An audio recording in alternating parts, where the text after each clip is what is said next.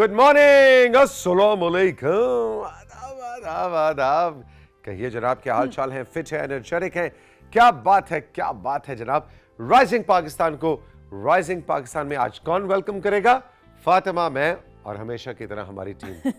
कुछ नया नहीं है जी, कुछ नहीं, ऐसा मत कहें, बिल्कुल नया है जी। अस्सलाम वालेकुम एंड गुड मॉर्निंग। आप लोगों को हम वेलकम करते हैं राइजिंग पाकिस्तान में। और आप ऐसे कैसे कह सकते हैं कि कुछ नया नहीं है? क्या है नया?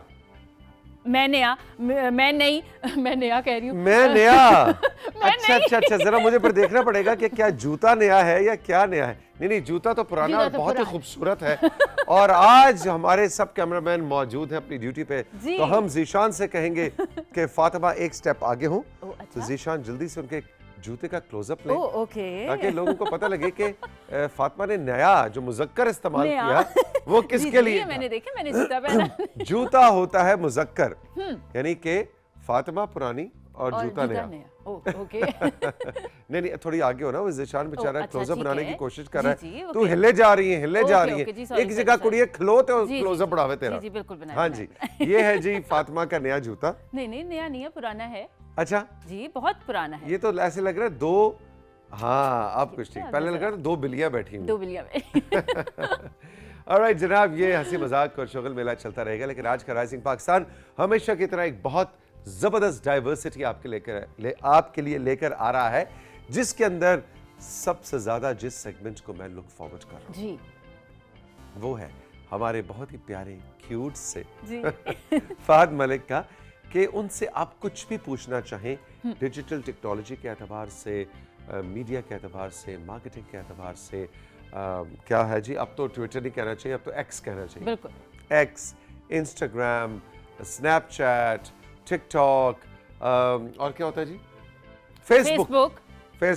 इस हवाले से कोई भी आपका सवाल हो, फहद भाई आ रहे हैं आज। और आज जनाब उन्होंने अभी मैसेज किया मुझे, कहते मैं 3 बजे सोया हूँ, लेकिन राइजिंग पाकिस्तान की मोहब्बत में मैं 6 बजे मैं भी राइज कर गया हूँ। मैं भी राइज कर गया हूँ। तो जनाब हमारा व्हाट्सएप नंबर, जो कि अभी स्क्रीन पे उस्मान ने आपके लिए आवेजा किया था, उस पर आप हमें अपने नाम और जगह के नाम के साथ अच्छे इंटरेस्टिंग मजेदार क्वेश्चंस भेज सकते हैं। 0308893649 है हमारा नंबर। अभी से भेजना शुरू कर दें, इसलिए कि आमना और उनकी टीम बिल्कुल तैयार है। पहले आइए, पहले पाइए की बुनियाद पे आपके सवाल प्रोग्राम में शामिल किए जाएंगे। तो फौरन जो सवाल भेजेगा फहद भाई उसका जवाब देंगे कुछ ही देर में। जी, इसके अलावा आज के राइजिंग पाकिस्तान में क्या है जी, इसके अलावा आज हमें ज्वाइन करेंगे अब्दुल्ला। और अब्दुल्ला जब आते हैं तो आपको पता है ना, वो आजकल जो एक काम कर रहे हैं कि वो डिफरेंट क्रिकेटर्स को जो है फीचर करते हैं आके राइजिंग पाकिस्तान में। पहले तो मुझे बताएं कि आप जरा सोचें कि कौन सी 2 टीमें हैं जो रह गई हैं जिनको अभी तक अब्दुल्ला ने टच नहीं किया। चलें ये बता देती हूँ, और ये ना मेरा ख्याल है ये भी उन पे छोड़ बस ठीक है। चले अब आप लोग चाहता हूँ आज आमना और उनकी टीम का काम और मुश्किल हो जाए। बीच में फहद के सवाल आ रहे हो, बीच में आ रहा हो न्यूजीलैंड, तो बांग्लादेश, इंडिया, साउथ अफ्रीका, जो भी हो, चलो जो भी रह गया है, इससे पता लगेगा आप लोग अब्दुल्ला को कितना फॉलो कर रहे हैं, है ना? जी हाँ, बिल्कुल। अब्दुल्ला, जैसे कि फातिमा ने बताया, बहुत ही लीडिंग इंटरेस्टिंग स्टोरीज आपके लिए लेकर आते हैं, जो कि बहुत बड़ा प्लेयर भी हो लेकिन उसकी बैक स्टोरी भी बड़ी जबरदस्त हो कि वो इस मकाम पे कैसे पहुंचा। इसमें पाकिस्तान से लेकर दूसरी क्रिकेट प्लेइंग कंट्रीज को अब्दुल्ला ने अब तक फीचर किया है, लेकिन आज आखिरी 2 टीमें रह गई हैं। तो फातिमा ने आपसे पूछा ये है कि वो कौन सी 2 टीमें हैं। इस हवाले से भी आप प्रोग्राम में शामिल हो सकते हैं। और क्या है जी? इसके अलावा जी हम इनको लेके जाएंगे कराची, और कराची में शाहरुख नदीम हमारा इंतजार कर रहे हैं, और देखते हैं आज हमें वो कौन सी 2 कुतुब जो हैं वो रेकमेंड करेंगे। और सोशल मीडिया का हमारा सेगमेंट तो है, सॉरी हमारा नहीं, आपका सेगमेंट तो है, जो मैं और तौसीक एक्चुअली आपके सेगमेंट को जो आप हमें बना के भेजते हैं, हम उसको पढ़ के आप लोगों को सुनाते हैं। तो आप लोगों का सेगमेंट भी होगा हमारे साथ, और आप लोगों के जो मैसेजेस का सिलसिला है वो शुरू हो जाना चाहिए, क्योंकि हम लोगों को बहुत बेताबी से आप लोगों के मैसेजेस का इंतजार होता है। ये दूसरे लफ्जों में कहना चाहिए जी 4 कि एक कबूतर है और एक कबूतरी है। बिल्कुल, कबूतरी में कितनी प्यारी कबूतरी में से। तो जनाब, एक कबूतर और एक कबूतरी आपके पैगाम दुनिया तक पहुंचाएंगे। आप हमें अपनी तस्वीर, अपनी पेंटिंग्स, पिक्चर्स भेज सकते हैं। इसके अलावा साथियों, जैसा कि कल के शो में आपने देखा कि 3 तारीख से 3 नवंबर से लेकर 12 नवंबर तक इस्लामाबाद लोक विरसा में लोक मेला मुनक्किद किया जा रहा है। उसका आगाज़ हो रहा है कल से। तो कल हमने जनाब उसको फीचर किया था, उसका एक इंट्रोडक्टरी सेशन आपके सामने पेश किया था। आज कौन आ रहा है? फजल जट आ रहे हैं, जो कि पंजाब की रिवायत, उसकी मौसीकी, उसकी बोलियां, उसकी शायरी, उस हवाले से इतना ज़बरदस्त परफॉर्म करते हैं। और ये हमारे जनाब तो क्या होता है, बड़ा मुश्किल सा लफ्ज़ होता है अंग्रेजी का, नहीं, ब्रांड एम्बेसडर। जी ओके, ब्रांड एम्बेसडर। ये ब्रांड एम्बेसडर है इस दफा के लोक मेला के जी। और ये इस्लामाबाद और रावलपिंडी की सड़कों पे जनाब ऐलान भी करते फिर रहे हैं बड़े अपने एक मखसूस अंदाज में। आपने देखा इस दफ़ा लोक मेला की ये जो डिफरेंट कुछ चीज़ें हैं, जो उन्होंने एक पपेट को भी वो रखा कि वो उनको एडवर्टाइज़ करा है, और फिर इन्होंने फजल जट साहब को भी बुलाया और वो डिफरेंट तरीके से इस्लामाबाद की रोड्स पे ऐलान कर रहे हैं अपने अंदाज में कि जी लोक मेला लग रहा है। तो ये कुछ बहुत ही क्यूट और डिफरेंट सी चीज़ें हैं और मुझे लगता है इतनी मेहनत है कि हम सबको ज़रूर जाना चाहिए। जी हाँ बिल्कुल। तो आज फजल जट आ रहे हैं राइजिंग पाकिस्तान के सेट्स पे, कुछ देर में उनसे हम कुछ सुनेंगे भी और उनसे गपशप भी लगाएंगे। तो ये है आज का राइजिंग पाकिस्तान, जो फातिमा मैं और हमारी टीम आपके लिए सजा के लाए हैं।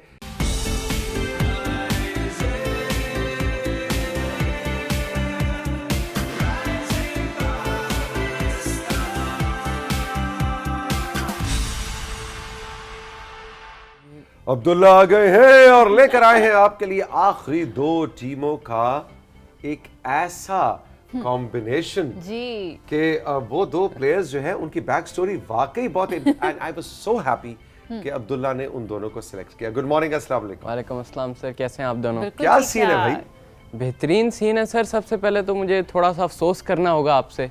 मुझसे? जी सर। आपसे बनता है आज हम सबका। क्या हुआ? आपको नहीं पता? ये क्या खबर है? आप ऐसा सर, क्यों कल प्रिटेंड करें कि आप बड़े काफी, खुश हैं? नहीं, मैं खुश हूँ सर। नहीं। काफी कल आपका प्रेडिक्शन ठीक हुई, न्यूजीलैंड काफी बड़े मार्जिन से जीता है साउथ अफ्रीका से। अफसोस हुआ हमें। नहीं, मेरी प्रेडिक्शन नहीं थी, लेकिन यस बहुत से लोग, अच्छा मुझे इतने अफसोस के मैसेजेस आ रहे हैं कि न्यूजीलैंड हार गया, लेकिन भाई मैं एडमिट करता हूँ न्यूजीलैंड मेरी फेवरेट टीम है और मैं चाहता था न्यूजीलैंड, मतलब पाकिस्तान तो ऑफ कोर्स हमारे दिल की जान है, हमारे दिल की धड़कन है, लेकिन उसके बाद अगर कोई टीम जिसको मैं फॉलो करता हूँ और बहुत ज्यादा पैशनेटली प्यार करता हूँ वो न्यूजीलैंड की टीम है। और कल मेरे खानदान वाले और दोस्त सारे अफसोस कर रहे हैं कि यार बड़ा अफसोस हुआ तेरी टीम हार गई है, लेकिन ये वो हार थी जिस पे मैं खुश था। अच्छा, बिल्कुल, क्योंकि पाकिस्तान के चांसेस जिंदा हो गए हैं। वो कैसे हो गए जनाब? वो सर ऐसे हुए हैं कि अब न्यूजीलैंड और पाकिस्तान जो हैं सिर्फ एक एक मैच से दूर हैं। न्यूजीलैंड के रह गए हैं 8 पॉइंट्स इन लाइक 7 गेम्स, उनके 2 मैच रह गए हैं। पाकिस्तान के भी 2 मैच रहते हैं और पाकिस्तान के पास हैं इस वक्त 6 पॉइंट्स। तो अब अगर न्यूजीलैंड अपने दोनों मैच हार जाए और पाकिस्तान अपने दोनों मैच जीत जाए तो पाकिस्तान के हो जाएंगे 10 पॉइंट्स। ठीक है। तो पाकिस्तान पहुंच जाएगा सेमीफाइनल में। ओके, यानी कल न्यूजीलैंड का हारना, इसलिए मुझे इतना अफसोस नहीं हो रहा कि मतलब हमारी टीम जो है वो आगे जा रही है। लेकिन अच्छा तो होता पाकिस्तान अपने मैचेस जीत के और दोनों पाकिस्तान और न्यूजीलैंड का फाइनल होता तो ज्यादा मजा आता। वो तो बात आपकी सही है, लेकिन ये गुफ्तगू किस तरफ बढ़ रही है वो मैं उस तरफ बढ़ाना नहीं चाहता, और वो है वो last over Pakistan south Africa वाला। ओए होए होए होए होए। उसकी तो बात नहीं करनी, आगे चल अपना सेगमेंट पे चल यार। तो सर सबसे पहले हम बात करते हैं एंजेलो मैथ्यूज़ की, जो कि श्रीलंका के प्लेयर हैं। श्रीलंका में ये पैदा हुए एक तमिल स्पीकिंग फैमिली में, और इन्होंने जो अपनी क्रिकेट शुरू की अंडर 19 लेवल से शुरू की, उसके बाद ये 21 साल की उम्र में ये आए श्रीलंकन टीम के अंदर। लेकिन इनके लिए जो सबसे बड़ा प्रॉब्लम था वो ये था कि उस टाइम पे श्रीलंकन टीम के अंदर ग्रेट्स ऑफ द गेम भरे हुए थे। Oh yes. Lasith Malinga, Kumar Sangakkara, Mahela Jayawardene, you name it, उनके पास वो सब प्लेयर्स थे, और उन सब ग्रेट्स के बीच में अपना नाम बनाना बहुत मुश्किल काम होता है ऑब्वियसली, क्योंकि हर तरफ इतने प्लेयर्स हैं जिनकी ऑलरेडी इतनी परफॉर्मेंसेज हैं, ऑलरेडी इतना नाम है और वो अभी भी खेल रहे हैं। तो उनको ओवरशैडो ना भी करें तो अपना एक मार्क छोड़ना किसी भी प्लेयर के लिए आसान नहीं होता। और उसके बाद इनका हमेशा से जो इंटरेस्ट था वो बैटिंग में ही था, लेकिन क्योंकि टीम की ज़रूरत थी एक ऑलराउंडर की, तो इन्होंने हमेशा अपनी बॉलिंग पे भी काम किया। जबकि ये अपनी बॉलिंग को इतना ज़्यादा, इन्होंने अक्सर कहा है कि ये इतना एंजॉय नहीं करते, लेकिन फिर भी अपनी बॉलिंग पे बहुत काम किया, अपनी स्विंग पे बहुत काम किया, ताकि ये हर तरह से अपनी टीम को परफॉर्म करके दे सकें जो जिस भी रोल में टीम की रिक्वायरमेंट है। जाहिर आजकल की क्रिकेट बिल्कुल बदल गई है। बिल्कुल। अब बैटर और बॉलर वाला रोल खत्म हो गया, अब एक ऑलराउंडर वाला रोल ज्यादा आ गया। 11 के 11 प्लेयर को हर डिपार्टमेंट में परफॉर्म करना पड़ता है। और इन्होंने 2014 में श्रीलंका जब वर्ल्ड कप जीता T20 का, उसके भी बड़े इंपॉर्टेंट प्लेयर थे। 2014 के एशिया कप के कैप्टन थे जब वो भी श्रीलंका जीता। लेकिन उसके बाद से इनको प्रॉब्लम्स होना शुरू हो गई, इंजरीज बहुत ज़्यादा हो गई। कुछ जब सीनियर प्लेयर्स रिटायर हुए तो जो नए प्लेयर्स आए वो पूरी तरह उस वैक्यूम जो गैप क्रिएट हो गया था उसको फिल इन नहीं कर पाए। और उस बीच में ये जब कैप्टन बने तो इनकी कैप्टनसी पे बहुत ज़्यादा क्रिटिसिज्म आने लगा। अपनी इंजरीज़ की वजह से ये कंसिस्टेंटली नहीं खेल सके। और स्पोर्ट्स की इंजरीज़ अक्सर ऐसी होती हैं कि स्पेशली ओडीआई क्रिकेट वैसे ही का इस पे इल्ज़ाम लगता है कि ये बहुत लंबा स्पोर्ट है, इसके लिए आपको एक्स्ट्रा फिटनेस चाहिए, आपको बहुत लंबी देर तक 50 ओवर फील्डिंग करनी है, फिर बैटिंग करनी है, बॉलिंग करनी है, पूरा दिन फातिमा लग जाता पूरा है। दिन लग जाता है। और वो फिर जाहिर है अगर आप फिट नहीं हो तो फिर वो चीज़ सफ़र करेगी। लेकिन अपनी फिटनेस के इश्यूज होने के बावजूद, सारे क्रिटिसिज्म के बावजूद इन्होंने बहुत ज़्यादा काम किया अपने रिहैब्स पे, अपनी इंजरीज़ के ऊपर, और टीम के अंदर वापस आते रहे, टीम को जहाँ जहाँ ज़रूरत थी परफॉर्म करते रहे। इस वक्त भी मैं ये कहने इस वक्त भी कर रहे हैं। और Sri Lanka almost down and out थी, वापस आए इस वर्ल्ड कप में, इंग्लैंड को हरा के, डिफेंडिंग चैंपियंस को हरा के अपनी टीम के चांसेस को अभी तक जिंदा रखा हुआ है इन्होंने। बिल्कुल, बड़ी इंटरेस्टिंग स्टोरी है इनकी। और इससे हमें एक सबक ये भी मिलता है कि मतलब there is no end. Exactly ना एंड हम समझते हैं अच्छा जिंदगी खत्म होगी, आम जिंदगी से भी इसको अब्दुल्ला अगर हम रिलेट करें और फातिमा के, हम समझते हैं कि अच्छा उफ today was the worst day of my life, अब तो जिंदगी इससे आगे कुछ तो मैं सोच भी नहीं सकता, मैं तो चाहता हूँ कल सुबह मेरी आंख ही ना खुले। But every day is a new day. बिल्कुल, हर नया दिन आपके लिए नया कुछ लेके आ रहा होता है। और हो सकता है वो क्या उर्दू में कहते हैं, एक दर बंद 100 दर खुले। बिल्कुल, एक दरवाजा आपके लिए बंद होता है और नहीं मालूम आपको कि आपके लिए कितने 100 दरवाजे खुल रहे हों। रब आपके लिए, नेचर आपके लिए, कुदरत आपके लिए कितने दरवाजे खोल रही हो। तो इनकी कहानी जो है बिल्कुल इसकी मिसाल है। जैसा आपने कहा ना कि एक दर बंद तो 100 दर खुले वाली जो बात है, हमारे जो दूसरे प्लेयर हैं उनकी भी कहानी में मेरे ख्याल से ये बात कही जा सकती है। वो हैं तबरेज़ शम्सी। ठीक है। पाकिस्तान इस वक्त इन्हें थोड़ा पसंद नहीं कर रहा, बिकॉज इन्होंने जो 4 आउट किए थे हमारे, और वो मैच हम हार गए थे, बड़ा क्रूशल मैच था।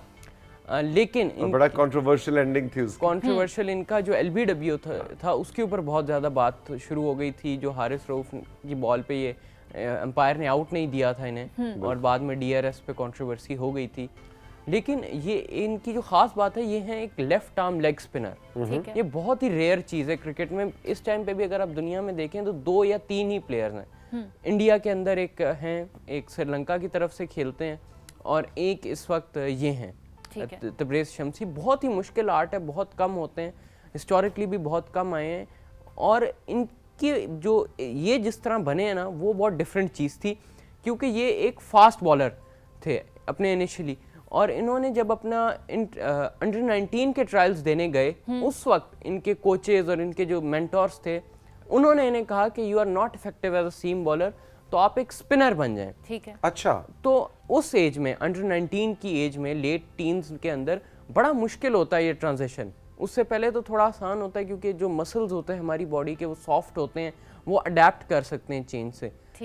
जितना आप लेट करते जाते हैं ना, मसल्स उतने सख्त होते जाते हैं उस वक्त, क्योंकि फास्ट बॉलिंग और स्पिन बॉलिंग दोनों बहुत अलग चीज़ें हैं। दोनों के लिए अलग अलग मसल्स यूज़ होते हैं, अलग अलग रिक्वायरमेंट्स होती हैं।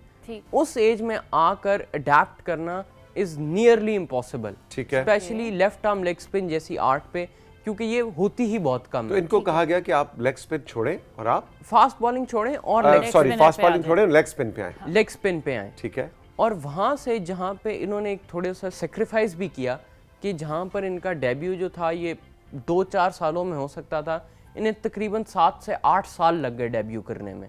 अच्छा, क्योंकि वही 2-3 साल उस चेंज की वजह से 2016 में इन्होंने अपना डेब्यू किया। लेकिन वो जैसे कहते हैं कि देर आए दुरुस्त आए। He is one of the most successful white ball bowlers at this time. अगर आप देखें तो इन्होंने एक कैलेंडर ईयर में साउथ अफ्रीका के लिए T20 आइज में सबसे ज़्यादा विकेट्स ली हैं। डेल स्टेन का रिकॉर्ड तोड़ा है T20 आइज के अंदर मोस्ट विकेट्स का। उसके अलावा वह Dale stain is one of the greats of the game. Absolutely. उनका रिकॉर्ड तोड़ना, ये हमने स्क्रीन पे दिखाया भी है इनका जो इस वक्त रिकॉर्ड जा रहा है। जी अब्दुल्ला। जी आप ये देख सकते हैं कि इसमें काफ़ी बड़े बड़े नाम हैं, इमरान ताहिर, डेल स्टेन, लेकिन इनका नाम सबसे ऊपर है। और इनके ऊपर भी थोड़ा सा फिटनेस के इल्ज़ामात लगते रहे कि फ़िटनेस इनकी ठीक नहीं है, इनके हमेशा से थोड़ा फैट शेम इन्हें किया जाता था, लेकिन हर उस चीज़ के बावजूद ये अपनी क्रिकेट को बड़ा इंजॉय करते हैं। इनकी सेलिब्रेशन बड़ी मशहूर है कि ये अपने भागते हुए अक्सर अपने जूते उतार लेते हैं ग्राउंड के अंदर, लेकिन वो वाली चीज़ जो है वो आई थिंक इनकी पर्सनालिटी का हिस्सा है। ये पैशन होना चाहिए किसी भी इंसान के अंदर कि वो अपनी गेम को, अपने प्रोफेशन को एंजॉय करे, क्योंकि जब तक आप उसको एंजॉय नहीं कर सकते तो आप बेस्ट नहीं दे सकते, आप अपना बेस्ट कभी भी नहीं देंगे, आप हमेशा थोड़ा लैक करेंगे, आप थोड़े कंप्लेसेंट हो जाएंगे उसके अंदर। अच्छा, शम्सी की कहानी में एक सबसे इम्पोर्टेंट जो मुझे चीज़ नज़र आ रही है अब्दुल्ला, वो ये है कि इनको जो मेंटोर होता है ना, जो आपको एक और जाविये, एक और नज़र से देख रहा होता है। जी बिल्कुल। आपको उस वक्त लग रहा होता है अरे ये मैं तो फास्ट बॉलर बनने आया हूँ, मैं तो फास्ट बॉलर, मैंने दुनिया की तमाम विकेटें गिरा देनी है और किस किस को नहीं मैंने आउट कर देना। लेकिन आपका मेंटोर आपको एक और नज़र से, एक और जाविये, एक और लेंस से देख रहा होता है। और उन्होंने जब इन्हें कहा कि नहीं अब आप स्पिन की तरफ आए, तो देखिए उस वक्त शायद इन्हें अच्छा ना लगा, बिल्कुल। और वो 4 साल का सफर 8 साल में तय हुआ, तो वो एक्स्ट्रा 4 years इनको बहुत शायद मुश्किल हुए बैगेज, होंगे। हाँ, किसी एक भी बहुत बड़ा इंसान भार, बोझ लग रहे होंगे। लेकिन ऐसा नहीं हुआ। फिर वो जो आपके रहनुमा होते हैं, आपके जो मेंटोर्स होते हैं, आपके जो गुरु होते हैं, वो आपको जिस नज़र से देख रहे होते हैं, और यही कहानी अगर हम आम जिंदगी में अप्लाई करें, चाहे अदाकारी है, चाहे बिजनेस है, चाहे कोई भी प्रोफेशन है, आपका जो मेंटोर है, जिसको आप गुरु कहते हैं, वो आपको एक और नज़र से देख रहा होता है, और वही आपके लिए शायद वो रास्ता मुतय्यन करती है जो आप खुद नहीं कर पाते। बिल्कुल ऐसा है, क्योंकि वो हमेशा कहते हैं ना, second perspective is always very important, क्योंकि हम जिस एंगल से चीज़ों को देख रहे होते हैं, हमें थोड़ी सी एक वो बाइस हो जाते हैं हम कि यार ये मैं कर रहा हूँ तो ठीक ही होगा, लेकिन दूसरा इंसान जो होता है वो थोड़ा सा क्रिटिकली एनालाइज कर पाता है उन चीज़ों को जिन कब हम खुद नहीं कर पाते। तो हमेशा मुझे ऐसा लगता है कि मैं एक छोटी सी मिसाल आपको दूं, हम तीनों बैठे हुए, हम तीनों की एक आपको मिसाल दूं कि पिछले तकरीबन 1 साल से मैं अब्दुल्ला को जानता हूं, और अब्दुल्ला अच्छा वैसे बैठते ना तो ऑन एयर भी ऑफ एयर भी कहता है जी तौसीक अंकल मेरे मेंटोर हैं, ये मेरे गुरु हैं, इनसे मैं सीखता हूँ, और ये वो। फिर मैं कहता हूँ अब्दुल्ला जरा कट करें अब्दुल्ला पे, मैं कहता हूँ अब्दुल्ला तू जरा बाल छोटे करवा दे, अच्छा बाल कटवा दे। अब देखो इसकी शक्ल चेक करें जरा, है ना, अब इसको पता मैं क्या बताने वाला हूँ। अब मैं कहता हूँ बाल छोटे कराओ अब्दुल्ला, तुम इतने अच्छे लगोगे, वहां ही कहता है नहीं नहीं नहीं, नहीं तो इसने एक दफा भी मेरे कहने पे हेयर कट नहीं कराई, और मुझे वैसे कहता है ये मेरे मेंटोर है। मैं कहा भाई अगर तू मुझे मेंटोर कहता है तो मेरी बात मान। तो लास्ट टाइम इसने फातिमा, तुम्हें इसने क्या कहा, फातिमा ने मुझे आके फिर गॉसिप करके बताया, कहती है अब्दुल्ला कह रहा है अगर तौसीक अंकल मेरे बाल कटवाएंगे तो मेंटोरशिप से मैं निकलता हूँ, बाल नहीं मैं कटवाऊंगा। सर ऐसी बात मैंने नहीं की थी, ये पता नहीं आपको किसने कहा है। अब फातिमा ने कहा, आपको किसने कहा है? ये साथ बैठी हुई है। लेकिन सर मसला है ना, मेरी फैमिली में बाल घिर जाते हैं जल्दी, 24-25 साल की उम्र में सब लोगों के बाल घिर जाते हैं। क्या क्या क्या क्या क्या दोबारा बताओ। 24-25 साल की उम्र में सबके बाल घिर जाते हैं, गिर जाते हैं। मैं कोशिश कर रहा हूँ कि जब तक हैं तब तक थोड़ा पता है अब्दुल्ला, ये मैं कहने वाली थी, फिर मैंने सोचा कि नहीं नहीं पर्दा रहने देती हूँ, बच्चा है, बच्चा जवान हो रहा है, मैंने कहा जब तक हैं थोड़े बहुत हैं तब तक कर लूं, एंजॉय कर लो, एंजॉय करो, लंबी जुल्फे मेरी। यार नहीं, वैसे आप बताएं हमारे व्हाट्सएप नंबर पे कि अब्दुल्ला अगर अपनी हेयर कट करा दो ऐसे स्पाइक्स करके, जेन जी बड़े आप प्यारे से यो बॉय बन जाए, यो बॉय बन जाए तो कैसा लगेगा। ये जरा तौसीक अंकल मेरा क्लास फेलो लगता है, अंकल अंकल लगता है, ये जरा चेक करें इसको। Abdullah thank you very much, बहुत मजा आया। हम साथियों राइजिंग पाकिस्तान में चल के लेंगे एक छोटा सा ब्रेक, और ब्रेक के बाद जब वापस आएंगे तो फहद भाई हमारे साथ होंगे। अब्दुल्ला के सेगमेंट के बाद एकदम से स्विच करना फहद की तरफ जरा मुश्किल लग रहा है, लेकिन करेंगे बिल्कुल करेंगे, क्योंकि फहद मलिक जब आते हैं तो आप लोगों के क्वेश्चंस बहुत ज़्यादा आ जाते हैं, और अभी हम आमना को मैं जो है ना देखते हुए भी देख सक रही हूँ, और मैं देख रही हूँ इस वक्त आमना स्पीड में लगी हुई है क्योंकि आप लोगों के मैसेजेस की भरमार है। तो Exactly. देखते हैं किस किस का जो मैसेज है वो कवर होगा और जिसने पहले किया होगा डेफिनेटली उसकी बारी पहले आ जाएगी। आमना की टीम आगे बैठी होती है, वो 4, 2 बॉयज 2 गर्ल्स, और वो आमना कह रही थी ये वो सवाल उठाओ, वो निकालो, वो ये कार्ड लिखो, ये करो। तो इस वक्त हमारे कंट्रोल रूम एक, वैसे किसी दिन हमें वो पैनिक भी हमें दिखाना है ना, चाहिए। वो दिखाना चाहिए। आमना बड़ी डडी बॉस है। आमना के जो 4 आगे से जो टीम मेंबर्स हैं उनसे ऐसे वो काम करा रही होती है कि कभी कभी मैं भी डर जाता हूँ। हमें डांटना पड़ जाए। हमें डांटना पड़ जाए, पड़ती भी है वैसे। पड़ती भी है कभी कभी। चलिए जनाब, एक छोटे सा ब्रेक, और ब्रेक के बाद फात मलिक आपके सवाल और डिजिटल टेक्नोलॉजी, मीडिया और मार्केटिंग के हवाले से उनका मशवरा।